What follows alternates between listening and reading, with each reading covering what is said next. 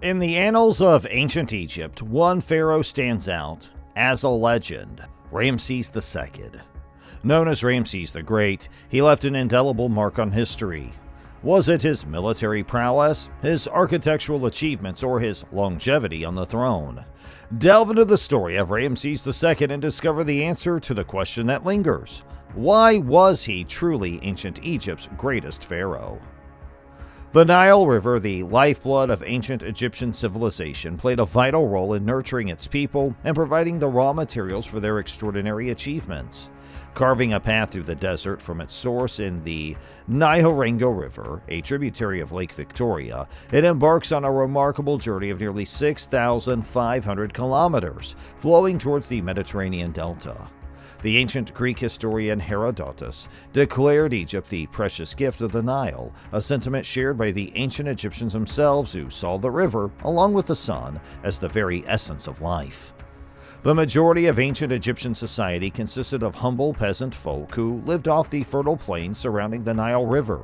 Their diets were simple, consisting of coarse bread, beans, and figs. Like most civilizations of the time, mortality rates were high. These ordinary people must have looked upon the elite of Egyptian society with awe. The royal court was composed of individuals holding prestigious positions in various administrative offices such as the treasury, judiciary, and diplomatic service. Above them all stood the vizier, or prime minister, in the social hierarchy. However, the ultimate authority and ruler of the land was the pharaoh, the all-powerful head of the people. What were some of Ramses the Great's notable achievements as a warrior, and how did they contribute to his reputation as the Great? Originally, the word pharaoh referred to the royal palace itself. It wasn't until 1580 BC that it came to signify the ruler who resided within those palace walls. The pharaohs were revered by their subjects as descendants of the gods, seen as supreme mortals with an occasional godlike aura surrounding them. None embodied this more than Ramses the Great, who assumed the Great Double Crown of Upper and Lower Egypt in 1269 BC, symbolizing his rule over the entire kingdom. Indeed, Ramses the Great, born in 1304 BC, took on the throne name of Oser Matra Sitop Enra, which translates to the justice of Ra is the powerful chosen of Ra, and this name directly references Ra, the sun god, who was considered the most omnipotent of all the Egyptian gods. Ramses was born into the 19th dynasty of Egyptian kings as a son of Seti I and the grandson of Ramses I. The 19th dynasty ruled during the New Kingdom period, which is widely regarded as the golden age of ancient Egyptian civilization.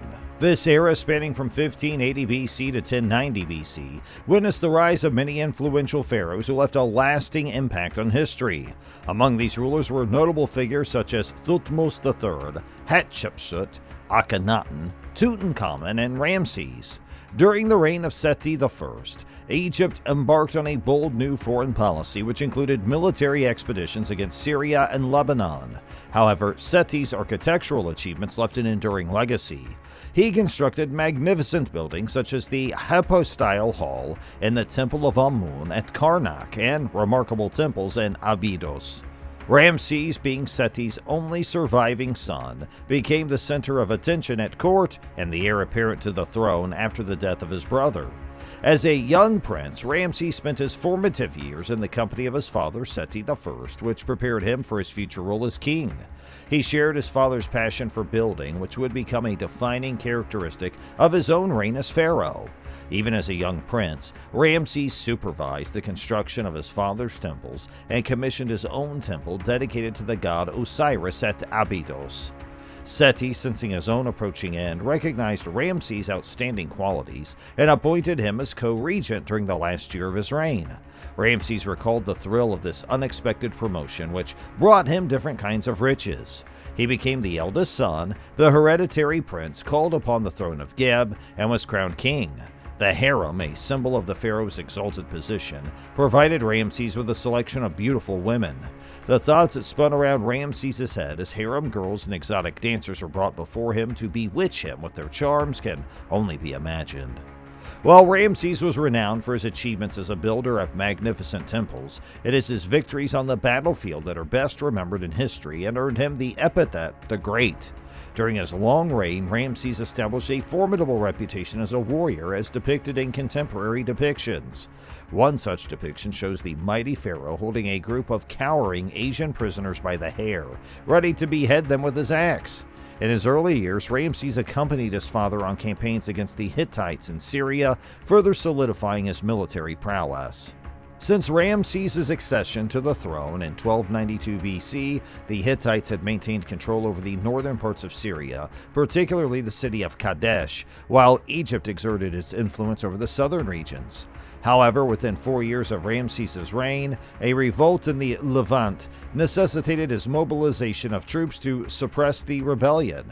In the spring of 1275 BC, Ramses led an army of around 20,000 men up through the Gaza Strip, setting up an encampment west of the city of Kadesh. The site was chosen based on information obtained from captured spies, suggesting that the Hittite army was located 100 miles north of the city. However, when 2 more Hittites were captured and interrogated, they revealed that Ramses had fallen into a trap. The Hittite army was actually on the other side of Kadesh, preparing an ambush for the Egyptian forces. Although the Egyptian army outnumbered the Hittite army, led by their king, Muwatalus, was even larger, consisting 37,000 men and 2,500 chariots.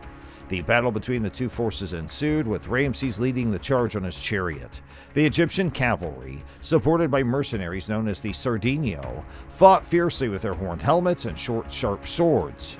The battle was intense, and Ramses, in his own accounts, admitted that he acted impulsively, rushing forward with only his personal bodyguard and becoming separated from the rest of his forces.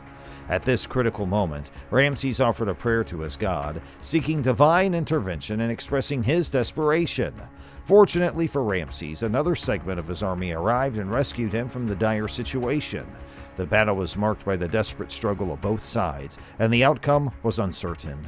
Ramses' impetuosity nearly cost him the battle, but ultimately his prayer and the arrival of reinforcements turned the tide in favor of the Egyptians. The excavations at Hattusis, the ancient city of Hattusis, which is now known as Bogaskoy in Turkey, have provided valuable insights into the history of the Hittite civilization. These excavations have revealed a different perspective on the events that occurred during the time of Ramses II and the Hittite king. According to the Hittite account found at Hattusis, it suggests that the Hittites were victorious in the battle with the Egyptians. The account states that the battle was sealed by the marriage of a Hittite princess to Pharaoh Ramses II. This contradicts the Egyptian record, which mentions Ramses' great victory and his marriage to a Hittite princess. This discrepancy highlights the complexity of historical events and reminds us that there are often multiple sides to a story.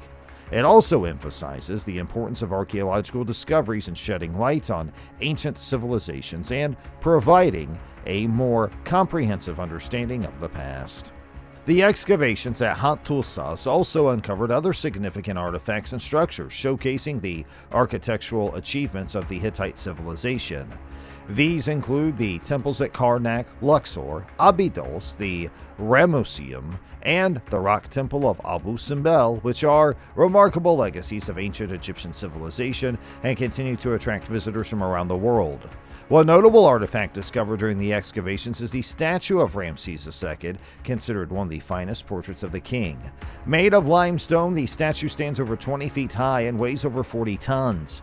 These archaeological findings and historical records provide valuable insights into the ancient civilizations of Egypt and the Hittites, showcasing the complexities of their interactions and the lasting impact of their achievements. On the 22nd of February and the 22nd of October, the rising sun illuminates 3 out of the 4 gods seated in the sanctuary of Abu Simbel, located 70 meters within the hillside. The reason why only 3 gods are illuminated is because the remaining god, Tar, was associated with the underworld and eternal darkness. While visitors to Abu Simbel today are amazed by the construction of the temple, it is surprising to learn about another remarkable engineering feat that took place in the 20th century. During the construction of the Aswan High Dam, known as the Sad El Ali in the 1960s, just south of Aswan, it was realized that the rising waters of Lake Nasser would submerge the temple, causing it to crumble as it was made of sandstone. To save the temples, an international effort was undertaken. Various proposals were put forward, and the chosen plan was to cut the temples and their interior chambers into large blocks, resembling a massive jigsaw puzzle. This careful cutting was necessary due to the friable nature of sandstone.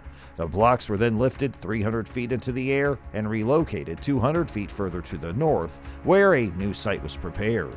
This monumental relocation of the temples not only showcases the wonders of ancient engineering, but also highlights the marvels of modern engineering. This endeavor to save one of the world's great monuments brought together people from around the world, demonstrating the collective effort to protect our cultural heritage. Even 3,200 years after his death, Ramses the Great continues to be a subject of speculation and debate among modern scholars and historians. Many believe that Ramses is the pharaoh mentioned in the biblical account of the exodus of the Israelites from Egypt.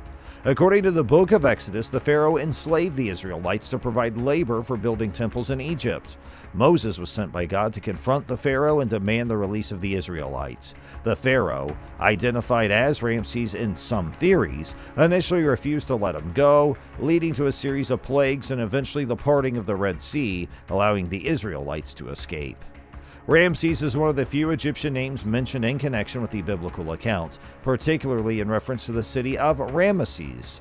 Modern scholars speculate that Ramses fits the description of the pharaoh in the biblical story, but there's no conclusive evidence to confirm this theory. Ramses II is often admired and respected, but he's not always taken seriously due to his tendency to exaggerate, which is seen as an Egyptian trait. Despite this, his efforts and achievements have earned him a place in history, and he is still beloved by many. Overall, Ramses the Great remains a figure of historical and religious significance, with ongoing discussions surrounding his role in the biblical narrative and his status as a pharaoh in ancient Egypt. That is all for now. Don't forget to like, share, comment, and mark your views below, and we'll see you next time. Thanks for watching.